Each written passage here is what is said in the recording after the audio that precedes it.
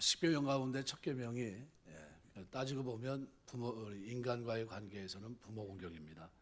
그래서 히브리인들은 지금도 효도를 중시하고 있고요. 공동 번역 같은 데서는 집회서 같은 데 보면요. 이 부분을 자세하게 설명합니다. 그래서 집회서 3장에 보시면 1절에서 16절까지 보면 너는 들으라. 내가 자녀의 번번에 대해 말하느니 내 말을 듣고 실천하면 구원을 받으리라. 주님께서는 자식들의 아비를 공경하게 하셨고 또한 어미의 권위를 보장해 주셨다. 아비를 공경하는 것은 자기 죄를 벗는 것이며 어미를 공경하는 것은 보화를 쌓아 올리는 것이다. 아비를 잘 섬긴 공은 잊혀지지 않으리니 내 죄는 용서받고 내 삶을 이룰 것이다. 내가 역경에 처했을 때 주님께서는 너희 효도를 기억하시겠고 내 죄는 얼음이 햇볕에 녹듯이 쓰러질 것이다. 자기 아비를 저버리는 것은 하나님을 모독하는 것이요 어미를 노엽게 하는 것은 주님의 저주를 부르는 것이다. 이 내용이 굉장히 감동적입니다. 연인 간에는 이벤트가 참 많습니다. 요즘 젊은 부부들은 이제 이벤트를 참 많이 하는 걸로 알고 있는데, 결혼 기념일 또는 생일, 기념할 만한 일은 많이 하시는데, 부모를 향해서 이벤트하는 자식은 잘 못 봤어요. 여러분, 우리 교회를 출입하시는 분들은 부모님을 향해서 이벤트를 한번 하시길 주의 이름으로 축원합니다. 아멘 소리가 작은 거 보니까 글쎄 한 번도 생각해 본 적이 없어서 이러시는 것 같기도 하고 다시 한번 하겠습니다. 부모님을 위해서 이벤트 한번 하시길 주의 이름으로 부탁드립니다. 하셔야 됩니다. 부모님에게 뭐가 가장 기쁜 일일까? 우리는 보통 그렇게 생각합니다. 필요한 거 채워드리는 거, 물질도 많은 도움이 되겠고 또는 가정에 필요한 것들로 도와줄 때 그럴 때도 그렇지만 근데 그거 이상으로 진짜 부모에게 가장 큰 기쁨이 되는 게 있습니다. 그게 뭘까요? 부모님 말씀을 청종하고 그대로 살아가는 겁니다. 이거보다 더 큰 기쁨, 즐거움이 없어요. 그래서 출애굽기 신명기에서는 공경, 레위기에서는 경외라는 이 단어를 통해서 부모 공경, 이것을 하나님 경외하는 것과 동등한 위치에 두고 있고요. 그래서 랍비들은 토라를 통해서 공경과 정의를 이렇게 얘기합니다. 공경은 부모님을 잘 모시고 의복을 입혀드리며 바깥 출입을 도와주는 것. 경외는 아이가 부모님께 말대꾸를 하지 않고 그분의 결정에 반대하지 않는 것. 이게 경외입니다. 쉽게 말하면 이런 얘기입니다. 내가 이렇게 했으면 야 이거 오늘 이렇게 해서 이렇게 하자 그러면 에이 아버지 누가 지금 그렇게 합니까? 이러면 안 된다는 거예요. 경외는 뭡니까? 그렇게 하시죠. 그리고 쫓아가는 게 경외입니다. 탈무드에서도 경외와 공경을 얘기합니다.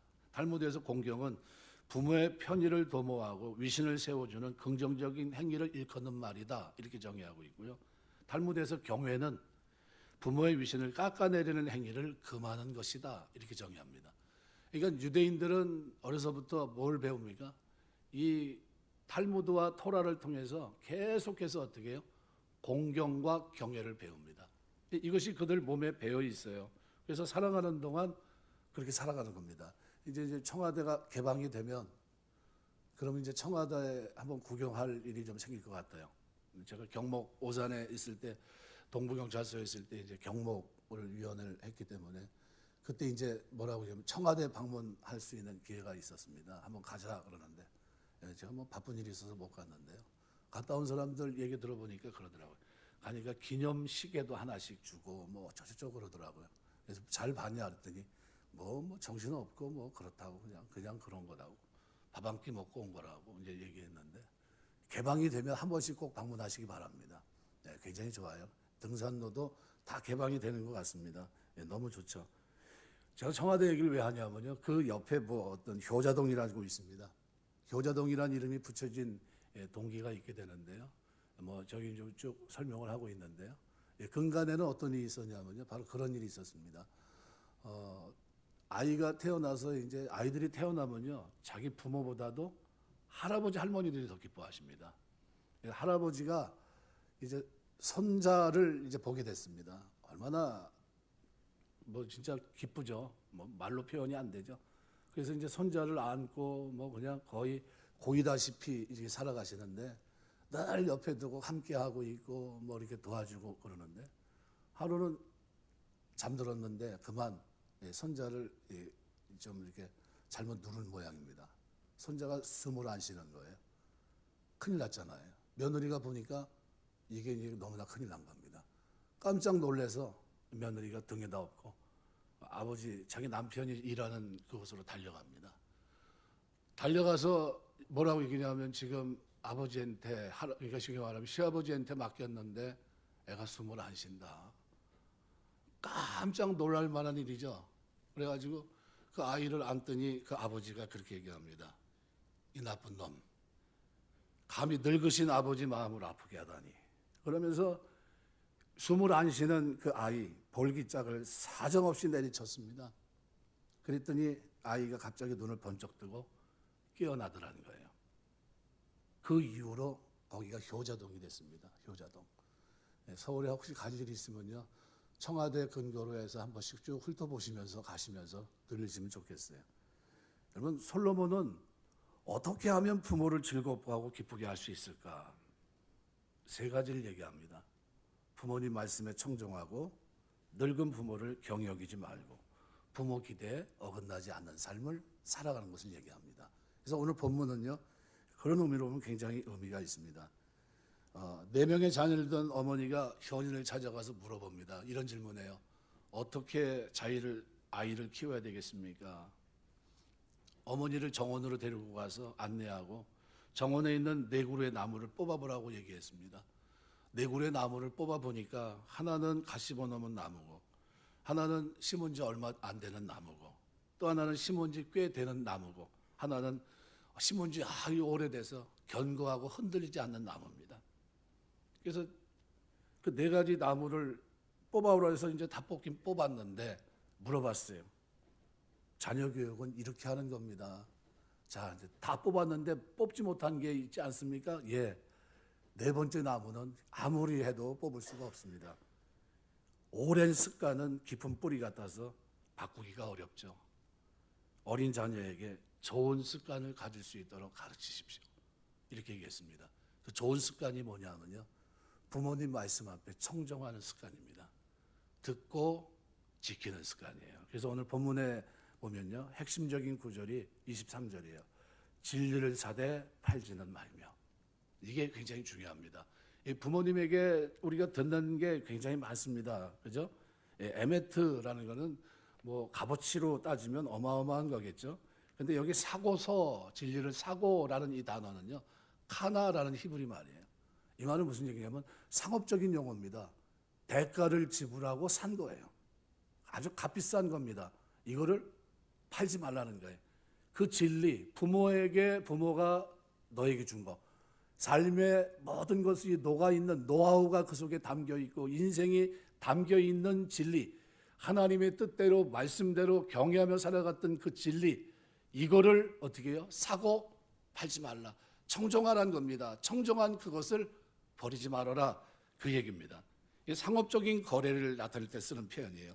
최고의 가치로 여기고 그것을 얻기 위해 어떤 희생도 어떤 고통도 지불하기를 아끼지 말으라는 거예요. 들었으면 그렇게 살으라는 거예요. 그래서 이거를 팔지 말며, 그러니까 이 진리를 얻었다고 한다면 어떤 것과도 바꾸지 말고, 그죠? 세상 풍조가 어떻다 한들 부모님으로부터 받은 이 청정한 이 진리는 바꿔서는 안 된다는 거예요. 잘 간직하라는 겁니다. 경건한 부모에 의해서 값없이 주어진 이 말씀들, 삶이 녹아있는 말씀들, 인생이 담겨있는 이 말씀들, 이걸 어떻게 해요? 받아들이고 마치 물건을 사듯이 귀한 물건을 값진 것을 구한 것 같이 받아들이고 청정하고 어떻게 살아내라는 겁니다. 값없이 주어진 진리, 지혜, 가치는 무엇보다 소중한 겁니다. 소중히 간직해야 돼요. 그래서 이 상업적인 용어를 빌어서 구체적으로 표현하고 있는 겁니다. 이런 말씀이 우리 부모님에게 참 많아요. 22절 보면 부모님 말씀에 청종하라고 말합니다. 왜 그랬을까요? 한 얘기 또 하고 한 얘기 또 하시기 때문에 그래요. 제가 이제 부모님 만나면은 늘 느끼는 것이지만, 저번에 한 얘기 이번에 또 하시고요. 이번에 한 얘기 다음에 가면 또 하십니다. 그리고 걱정되는 말은 갈 때면 꼭 어김없이 하십니다. 저만 그런 게 아니에요. 제가 아는, 저보다 선배니까 지금 한 70 되신 분인데, 그분이 이제 어머니한테 가면 그 주머니에 항상 사탕 넣어갖고 와요. 뭐라고 얘기하시면 그렇게 얘기합니다. 갈 때 길 조심하거라. 아니 지금 80 넘은 노모, 90 다 되신 노모가 길 조심해야 됩니까? 아니면 60 좀 넘은 그 사람이 길을 조심해야 됩니까? 몸의 불편함을 강도를 따지면 90 되신 분이 더 힘들거든요. 그런데 걱정을 누가 해요? 어머니가 가는 길 조심하거라, 차 조심하거라. 그러면서 가다가 혹시 모르니까 사탕을 이렇게 넣어주시면서 가거든 이거 까먹으면서 가라고 준다는 거예요. 그러면 자기 생각에 70 다 되신 분이 주머니에 사탕 넣어갖고 오는 게 쉬워요? 그런데 어머니가 주면 감사하다고. 아니 저번엔 무슨 사탕 주고 이번엔 이거 주신다고. 제가 좋아하는 거 주신다고 그러면서 잔뜩 넣어갖고 와요. 그리고 막 나눠줍니다. 먹으라고. 우리 어머니가 준 거라고. 네, 그럽니다. 여러분 이 굉장히 우리가 살아가면서 어머니하고 이게 관계 속에 살아갈 때요. 청정할 수 있어야 됩니다. 또 그 소리 하시네. 모르면 좀 가만히 계시지. 이렇게 얘기하면 안 된다는 거예요. 부모님 말씀하시면 아 나한테 필요해서 하시는 말씀이구나 받아들여야 돼요. 아니, 제가 교회 목사인데요. 저한테 성경책을 사줍니다. 성경 많이 보라고. 제가 그래서 저 부담감이 엄청 큽니다. 왜냐면 제가 이제 성경을 매일 보는 사람이고 그런데 어머니가 저한테 성경 많이 보라고 성경책 사줬어요. 서재 제가 늘 보는 게 그 책입니다. 그러면 성경책이 좋은 거냐? 제 마음에 드는 게 아니에요. 어머니가 사줬기 때문에 보는 겁니다. 예, 그거 보라는 게. 그래서 그거 보면요, 항상 펼쳐놓으니까 이게 닫히지도 않아요. 예, 항상 열려 있습니다. 항상 열려 있어요. 뭐냐면 너무 두꺼운 거예요. 두꺼워가지고 이게 접히지도 않아요. 그럼 어디 나가면 책 갖다 올려놓고 가야 됩니다. 누르려면. 그럽니다. 그런데 뭐 때문에 제가 그거 보냐면 어머니가 사줘서. 뭐라고 그러면서 멘트를 달았냐면 이렇게 얘기합니다. 내가 기도하다 보니까 네 생각이 났는데 하나님이 너한테 성경책 하나 사주라고 그러더라. 아, 이 말이 얼마나 충격이 되는지, 얼마나 성경을 내가 안 보면 하나님이 어머니를 통해서 성경을 보라고 그러나 이 생각이 들어오니까요. 그냥 갖다 놓고 보는 거예요. 늘. 이게 청정입니다. 그게 청정이에요. 나는 볼 필요 없는데 뭐 나보고 자꾸 보라고 그러시나 이러면 안 된다는 거예요. 그래서 부모님 심정을 잘 표현한 구절이 마태복음 7장 9절입니다. 이렇게 되어 있어요. 마태복음 7장 9절 보시면 너희 중에 누가 아들이 떡을 달라 하면 돌을 주고 생선을 달라 하면 뱀을 줄 사람이 있겠느냐. 너희가 악한 자라도 좋은 것으로 자식에게 줄 줄 알거든. 하늘에 계신 너희 아버지께서 구하는 자에게 좋은 것을 주시지 않겠느냐. 악한 자라도 좋은 것으로 자식에게 준다는 겁니다. 본인은 악한 길을 걸어가도 자식에게는 좋은 길을 제시해요. 야, 나는 이렇게 살았지만 너는 바르게 살아라. 이 얘기 하신다는 거예요. 우리가 어려서부터 부모님 말씀 어떻습니까? 듣는 게 나아요? 아니면 안 듣는 게 낫습니까? 예, 듣는 게 나아요. 겪어보면 낫습니다. 그런데 그거를 좀 어떻게 등한히 여깁니다. 그래서 여기 오늘 24절에 보시면 이렇게 얘기합니다. 의인의 아비는 크게 즐거울 것이요. 이 의인은 어떤 의인일까요? 예, 사고 팔지 않은 의인. 부모님 말씀을 청정하고 잘 듣고 살아간 의인입니다. 그러니까 삶이 어때요? 아버지가 거룩한 것처럼 부모님이 거룩하게 살아가는 것처럼 자식도 거룩하게 살아가는 겁니다. 이게 틀려요. 그래서 22절을 보시면은요, 그렇게 표현합니다. 너 낳은 아비에게 청정하고, 그 다음에 두 번째는 뭡니까? 내 늙은 어미를 경히 여기지 말아라. 근데 이 사이에 원문에 보면 접속사 키, 때를 나타내는 키가 되어 있습니다. 그럼 어떻게 읽어야 되면 이렇게 읽어야 됩니다. 너 낳은 아비에게 청정하고 그리고 내 어머니가 늙었을 때 그때 어떻게 해요? 멸시하지 말으라는 겁니다. 어머니가 늙었을 때 그 입으로 나오는 하나님 말씀, 그 지식, 지혜, 삶이 녹아있는 그 말씀들을 어떻게 해요? 청정하라는 거예요. 받아들이라는 거예요. 그건 진리로 사듯이 사야 된다는 겁니다. 버려서는 안 되고 팔아서도 안 되는 거라는 겁니다. 그걸 가지고 살아내라는 거예요. 이게 의인이라는 겁니다. 그래서 24절은 앞선 22절, 23절과 연결시킵니다. 효도의 겉면과 진리 추구의 겉면은 별개의 것이 아니에요. 진리 추구의 의로운 삶이 궁극적으로 부모를 기쁘게 합니다. 크게 즐거울 것이요. 원문은 야골 이렇게 되어 있는데요. 기뻐하다 의미를 지닌 동사 낄이란 단어가 관계되어 있습니다. 그런데 여기 의인, 지혜로운 자식을 병행시키면서 어떻게 해요? 즐거울 것이다. 그래서 25절은 내 부모를 즐겁게 하며 너 낳은 어미를 기쁘게 하라. 이 기쁘게 할 때 이 단어가 끼입니다. 똑같아요. 이게 결국 무슨 얘기냐면요. 오늘 여기 나오는 부모 공경과 이 지혜 지식 이게 한 덩어리라는 겁니다. 한 덩어리. 하나의 얘기를 하고 있다는 게 하나의 얘기. 부모를 어떤 게 가장 부모를 기쁘게 할 수 있을까? 부모 말을 청정하고 부모가 나에게 얘기한 그것을 진리를 교훈을 법도를 어디게요? 사고 팔지 않는 사람이 가장 부모에게 큰 기쁨이 된다는 거예요. 나에게 어떤 말씀을 하시든지 받아들이는 거예요. 이게 즐거움이고 이게 기쁨이 돼야 된다는 겁니다. 여러분 우리 신앙생활하면서 부모님이 여러에게 주는 말씀들이 참 많을 거예요. 그런데 듣지 말아야 될 말씀은 교회 가지 말라는 말씀이에요. 그거 외에는 다 듣게 되시길 주의 이름으로 축원합니다. 주 안에서 순종하는 거예요. 주 안에서. 여러분 부모님이 인생의 모든 것이 담겨 있는 말씀들을 하시면 여러분이 어떻게 돼요? 경청하셔야 돼요. 경청. 나에게 필요해서 하시는 말씀이구나. 삶에 뭔가 묻어난 게 있는 겁니다. 여러분 이 부모님 심정이에요. 그래서 이런 심정을 여러분이 100분이 이해한다면 살아가면서 우리 부모님 말씀에 충정해야 되고, 두 번째는 늙은 부모를 경히 여기지 말아야 돼요. 가볍게 보지 말라는 겁니다. 그래서 늙은 어미를 언제요? 늙었을 때. 어머니가 늙었을 때 멸시하지 말라는 건 무슨 얘기입니까? 늙어서 하시는 말씀도 청정하라는 거예요. 늙어서 하시는 말씀. 연세가 드시면요, 여러분 부모님 다 보시니까 알겠지만요, 한 얘기 또 하고 한 얘기 또 하고가 정답입니다. 한 얘기 또 하고 멀쩡하게 한 얘기를 다시 안 하면요, 아직도 늙으신 게 아니에요. 늙으신 게 아닙니다. 제가 이제 어르신 가운데, 목사님들 가운데 제가 자주 이렇게 접하는 분이 이제 김현도 목사님, 이찬수 목사님, 96세예요. 96세.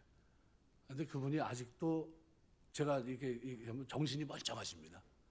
96세. 걸어 다니시고 이렇게 대화하고 이렇게 하면 아직도 멀쩡해요. 그런데 내가 어르신 같은 분이 없습니다. 제가 그래요. 어르신 같은 분이. 아니 어떻게 우리 이제 만나서 지금까지 한 20년 가까이 세월 속에서 이 역사가 이제 있는데 그걸 다 기억하시고 이렇게 저렇게 한마디 하시고 어떤 때는 한마디씩 이렇게 툭툭 던지십니다. 근데 그 말이 얼마나 저한테 은혜가 되는지 몰라요. 그런 말씀들이 굉장히 중요합니다. 경히 여기지 말라는 거예요. 아브라함의 아들 이삭을 보십시오. 여러분 아버지가 자기를 잡아서 번제물 드리려고 한다는 사실을 알고 있었어요. 그래서 옛날 사료에 하면 그렇게 얘기합니다.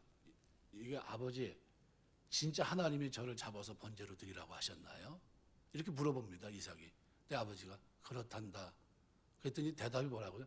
그러면 그렇게 하세요. 이게 이삭의 대답이었다는 겁니다. 그러니까 부모 말에 어떻게 해요? 순종합니다. 요셉이 130세 나이가 됩니다. 볼품없는 그 아버지 야곱, 130세 된 야곱. 여러분 130세 되면 어떨까요? 말 그대로 걷는 것도 불편하고 요즘으로 말하면 어디 멀쩡한 데가 하나도 없어요. 얼마나 힘들겠습니까? 그 부모님을 애굽으로 모셔와서 돌아가실 때까지 어떻게 해요? 받들어 섬깁니다. 봉양합니다. 이게 요셉의 모습이에요. 예수님은 어땠습니까? 육신의 부모를 도와 힘든 목수 일을 하면서 육신의 부모께 순종하고 잘 받들어 섬깁니다. 30세 나이에 우리를 대신해 십자가 지고 죽기까지 하나님 아버지의 뜻을 절대로 순종하면서 우리에게 본을 보이십니다. 이게 예수님입니다. 그래서 22절 하반절은 그래서 내 늙은 어미를 경히 여기지 말지니라. 요한복음에 보면 가나 혼인잔치에서 첫 번째 그죠? 이적을 행하지 않습니까? 어머니는 나와 무슨 상관이 있습니까? 그러면서도 어떻게 해요? 그 기적을 행하십니다. 우리는 어릴 때 이 세상에서 부모만큼 훌륭한 사람이 없다고 생각을 합니다. 근데 나이가 좀 들고 부모님이 연로해지고 먹는 것도 달라집니다. 이제 제 아버님 가서 이렇게 식사를 하면 우리 딸이 한번 먼저 갔었어요. 한번 갔더니 아버님 식사하는 걸 다 보고 이제 할아버지 할머니 이제 같이 식사 모시고 와서 하루를 이렇게 보내고 왔는데 이제 저희가 돼서 이제 제가 한번 모시고 갔는데 우리 딸이 옆에서 그러더라고요. 아버지 식사를 천천히 하셔 그러더라고요. 무슨 얘기냐면 밥 먹다 숟가락을 놨는데 그냥 안 드시는 게 아니라 조금 쉬었다가 또 드시고 이러는 겁니다. 그러니까 식사 시간이 굉장히 길어요. 저를 아시는 분은 여러분 아시겠지만 저는 식사 시간이 거의 5분을 거의 안 넘어갑니다. 그냥 넣고 그냥 일어나면 바로 나가거든요. 그냥 막 숨이 막 막혀요. 네, 빨리 드셔야 될 텐데 음식을 이렇게 천천히 드시는지. 그런데 숟가락을 딱 놓고서 그냥 뭐 소화시키고 천천히 드시고 그럽니다. 그래도 이해하셔야 된다는 거예요. 왜요? 연세 드셨으니까. 예. 김현도 목사님은 30번씩 씹어요. 지금도. 앞에 앉아서 같이 식사를 하면 저는 5분 안에 끝나는데 그분은 지금도 30번씩 씹어요. 한 숟갈 넣으면. 여러분 그 급하게 먹는 사람들은요. 환장합니다. 아니 왜 저렇게 씹지? 뭐 이렇게 30번씩 이렇게 웃으면서 이렇게 씹고 있어요. 그러면 아주 빨리 좀 드세요. 딸이 있는데 그렇게 씹고 계세요. 천천히. 냉면은 그냥 넘어갈 거 아니에요. 냉면도 30번씩 씹어요. 냉면도. 뭐 씹을 게 있어요. 그냥 훌쩍 넘어가는데 그거는. 근데 넘기질 않고 씹어요. 그렇게. 그럼 어떻게 하실 거예요? 그런 거예요. 그러니까 어른들은 그렇다는 겁니다. 어른들은. 그러니까 여러분 경히 여기지 말라는 게 뭐냐면 몸이 좀 약해지고 그러면 어떻게 해요? 그때는 부모님을 배려해야 돼요. 배려해야 돼요. 경히 여기지 말라. 늙은 어미. 그래서 솔로몬이 열왕기상 2장 20절에 보면 이렇게 하면서 왕이 됐을 때 어머니 밧세바가 이미 늙었어요. 근데 뭐라고 얘기합니까? 이렇게 얘기합니다. 내가 어머니 얼굴을 괄시하지 않겠습니다. 밧세바가 이렇게 내가 한 가지 작은 일로 왕께 구하오니 내 청을 거절하지 마소서. 왕이 대답하되 내 어머니여 구하소서. 내가 어머니의 청을 거절하지 아니하리이다. 그랬더니 그 청이 뭡니까? 네, 바로 그거예요. 어머니 얼굴을 내가 괄시하지 않겠습니다. 여러분 이게 굉장히 중요해요. 여러분 살아가면서 부모님 만날 때마다 낮추시고 잘 듣고 순종하는 여러분 되시길 주의 이름으로 축원합니다. 지금부터 한 100년, 120년 됐을 거예요. 이제 미국에 이런 일이 있었습니다. 조그만 마을의 과부가 어린아이 하나 키우면서 살았는데 주업이 양계입니다. 먹고 사는데 그때는 다 힘들었으니까요. 밤이 되면 삭바느질을 했고 뭐 특별히 일거리가 없는 시대였으니까요. 부모의 은혜를 알게 된 아들이 보답하는 마음으로 공부를 열심히 합니다. 결국 고등학교에서 1등을 하고요. 졸업하면서 졸업연수를 하게 됐고 교장 선생님으로부터는 대통령을 대신해서 이제는 수여하는 금메달을 받게 됐던 겁니다. 얼마나 영광입니까? 그래서 어머니에게 이 사실을 고해요. 어머니 제가 졸업할 때 1등이 됐고요. 이제 졸업 메달까지 이제 걸게 됐습니다. 어머니 졸업식에 와야 됩니다. 근데 어머니가 축하는 해주고 싶은데 그런데 지금 살아오는 동안 옷이 변변한 게 하나도 없었고 그다음에 어떻게 해요? 얼굴은 시커매서 왜요? 너무나 힘든 일상 속의 삶이니까. 그러니까 가고 싶지 않은 겁니다. 보고는 싶지만 근데 하도 졸라대니까 그래 그러면 내가 가게 한쪽 구석에 있으면 갔어요. 단상에 올라서 아들이 멋진 연설도 했고 영광스러운 메달도 걸었습니다. 그 순간 단상에서 뛰어내려와서 어머니가 숨어있는 기둥 앞으로 가세요. 자기가 맸던 그 금메달을 벗어서 어머니 목에 걸어줍니다. 울먹이면서 그렇게 얘기해요. 어머니 감사합니다. 이 모든 게 어머니 은혜입니다. 어머님이 수고하시고 희생하지 않았다면 어찌 지금 제가 있을 수 있겠습니까? 공을 어머니에게 돌려요. 이 사람이 미국의 28대 대통령 윌슨입니다. 그가 대통령으로 재임하던 1914년 미국 국회에서 5월 둘째 주일을 어머니 날로 정했고요. 가곡적으로 어머니의 은혜를 기리게 된 겁니다. 그때부터 전 세계 교회가 5월 둘째 주일을 어버이 주일로 지킵니다. 저희 교회도 어버이 주일로 지금 지키고 있는 거예요. 그래서 65세, 전에는 60 한갑을 얘기했지만 그래도 60은 너무 요즘은 젊은 사람이라고 표현하더라고요. 그래서 65세로 해서 65세 되시는 분들 그것도 만으로 얘기하더라고요. 그런 분들만 양말을 하나씩 이렇게 준비를 했습니다. 혹시 65세 되신 분들 가운데 못 받으신 분이 있으면 얘기하세요. 집으로 택배라도 보낼 수 있도록 하겠습니다. 그런 겁니다. 26절에 그래서 그렇게 얘기해요. 내 아들아, 내 마음을 내게 주며 내 눈으로 내 길을 즐거워할지라. 우리가 눈으로 우리 부모들이 걸어온 과거의 길을 즐거워하고요. 나를 위해 수고하신 우리 부모님의 과거를 소중하게 생각해야 되고요. 자랑스럽게 여길 수 있는 자녀가 돼야 됩니다. 그런데 그러지 못하고 내가 부모 잘못 만나서 내가 이 고생하고 부모가 못나서 내가 이 모양 이 꼴이다 이렇게 생각하시면 안 돼요. 이런 생각은 추호라도 갖지 마시기 바랍니다. 나를 낳아주시고 길러주시고 나를 위해 이토록 고생하신 부모님의 과거를 소중히 여길 수 있어야 되고요. 자랑스럽게 여길 수 있는 자녀가 돼야 되는 겁니다. 그래서 부모의 허물은 무조건 덮어야 돼요. 공경하고 순종하는 자세는요, 무조건 허물은 덮어야 돼요. 말 그대로 부모님 말씀이 더듬어도요, 흉내도 내지 말아야 됩니다. 더듬을 수 있지 않아요? 살아오면서. 어떻게 됐든 간에 부모님들을 섬길 수 있어야 됩니다. 부모님 장점을 보시고 열심히 내 부모를 공경할 수 있는 그런 자세가 오늘 저와 여러분에게 있게 되시길 주의 이름으로 축원합니다. 그래서 오늘 본문은 진리를 사고 팔지 말아라. 부모님 말씀을 청정하고 그 진리 똑같이 지혜 훈계 명철도 그렇게 하라는 거예요. 부모님이 나에게 주는 지혜도 부모님이 나에게 주는 훈계도 부모님이 나에게 주는 명철도 똑같이 사고 팔지 말라는 거예요. 그걸 나에게 적용시키라는 겁니다. 그거는 팔아야 될 것이 아니라는 거예요. 내가 살아가야 하는데 꼭 필요한 거라는 거예요. 진리의 말씀은 경건한 부모에서 주어지듯이 오늘 우리가 살아가는 동안 필요한 모든 것들은 부모님으로부터 다 주어지는 겁니다. 진리, 지혜, 훈계, 명철 이것은 같은 의미를 반복하고 강조하는 겁니다. 예수님께서 자신을 길이요 진리요 생명이라고 표현한 요한복음 14장 6절 그 말씀과 같은 의미입니다. 잠언 8장 1절에 3절에 보면 복음을 소리 높여 전하신 예수님의 모습을 우리가 볼 수 있는데 지혜가 부르지 아니하느냐 명철이 소리를 높이지 아니하느냐 그가 길가에 덮은 곳과 내 거리에 서며 성문격과 문호기 여러 출입하는 문에 불러 이르되 복음을 전하는 그리스도의 모습을 설명하기도 합니다. 우리가 살아가면서 부모님이 나에게 준 말씀은 여러분 버려서는 안 되는 말씀입니다. 이거를 지금 오늘 본문이 계속해서 누누이 강조합니다. 그래서 이 세 번째는 어떻게 해요? 부모님 기대에 어긋나지 않는 삶을 우리가 살아드려야 됩니다.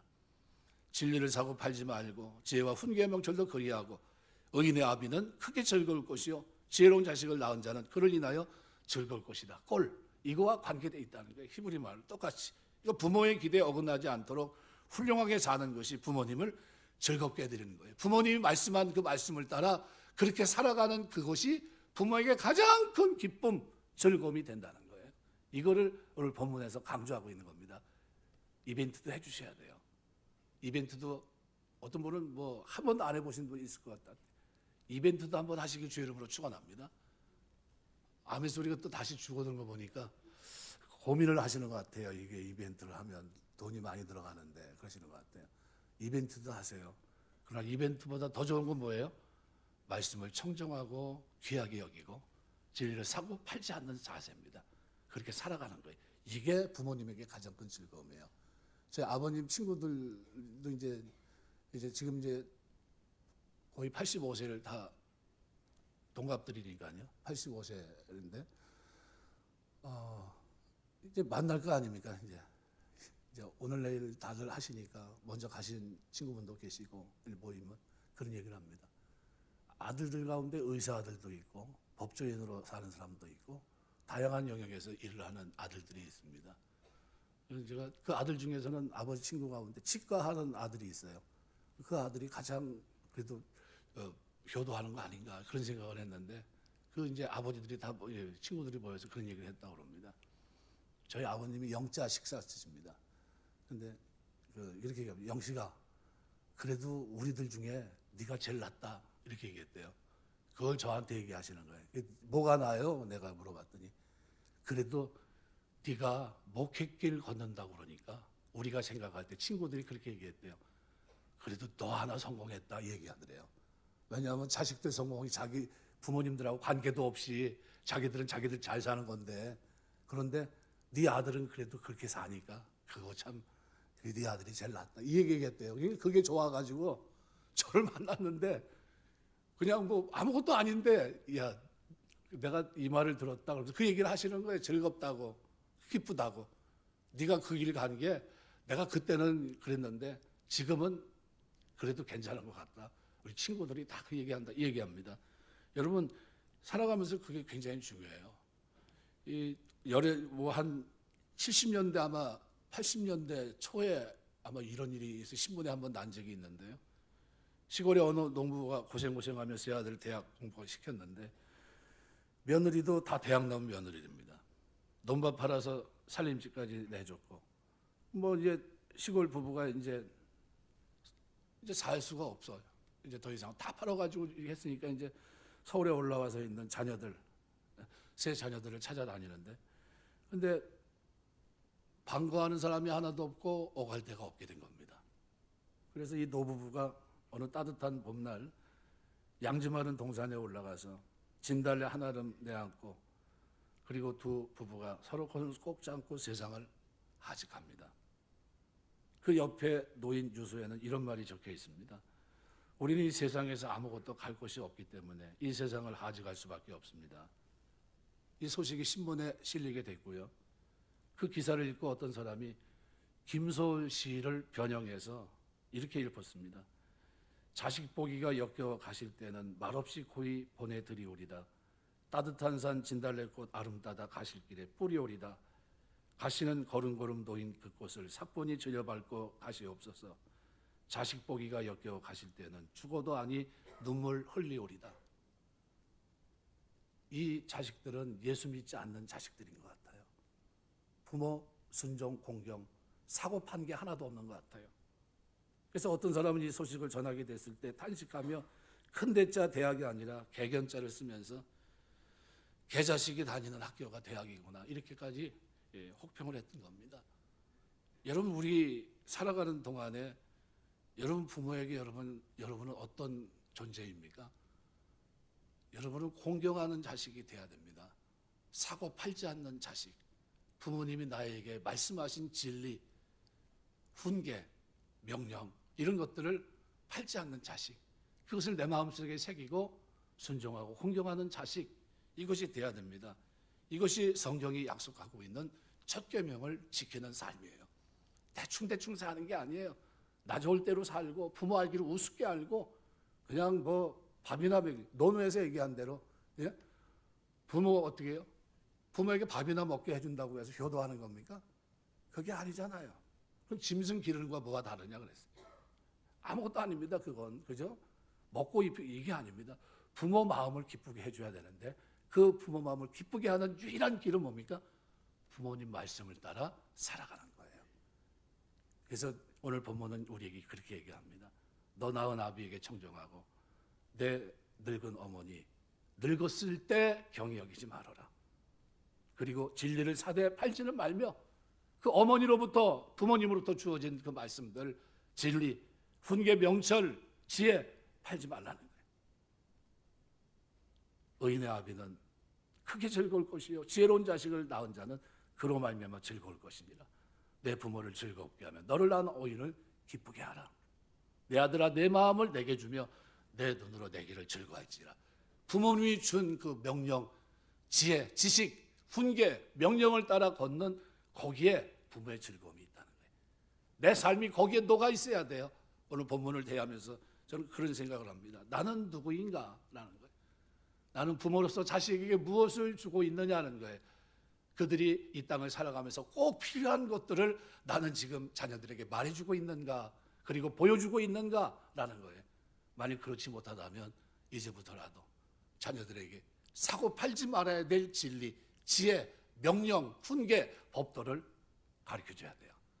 그리고 나는 부모님이 나에게 경청해서 말씀하고 들어야 될 그 말씀들을 나는 마음속에 새기고 내 삶을 돌아보면서 묵묵히 순종하고 공경하는 그 길을 걸어야 될 줄 믿습니다. 이것이 첫째 계명이에요.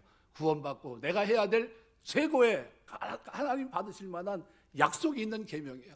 가장 중요한 계명입니다. 내가 예수 믿는지 안 믿는지 사람들은 알지 못해요. 그런데 뭘 보면 알아요? 부모님 말씀 앞에 순종하고 공경하는 거 보면 저 사람 예수 믿는 사람이구나 알 수 있다는 거예요. 어떻게 알 수 있습니까?